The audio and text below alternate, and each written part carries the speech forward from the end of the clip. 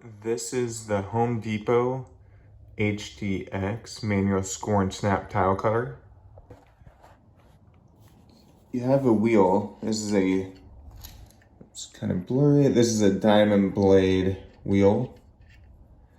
This wheel goes on top of your tile, and then you put slight pressure. You don't want to put too much because then it could break the tile as you score it. So you put slight pressure on your handle, pushing that wheel into the tile,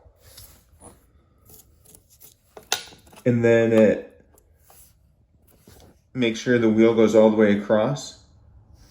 Make sure that the mark from the wheel on the score is in line with this ridge.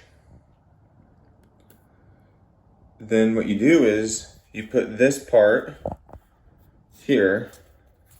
It has a little curve to it, and the curve is in line with the ridge, and it puts pressure on both sides of the tile, and then the score part in the middle of the ridge will then snap the tile where you just scored it. Let me show you how this works. You put the wheel on the tile, as I was saying. So I'm doing this with one hand. It's a lot easier with two. Add slight pressure, score it, put this on it, and push. This is what it gives you. It's a clean cut for an end. It's great for doing backsplash. It's even great for doing some types of floors.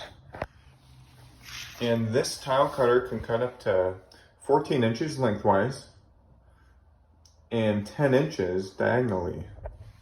I bought this tile cutter for, it was $21.97 about 4 years ago. I did notice with this is if the tile's too thick, it won't score and snap it. Just want to say thank you for watching. Hopefully this has helped you learn how to cut manually, score and snap. And stay tuned and subscribe. Thanks.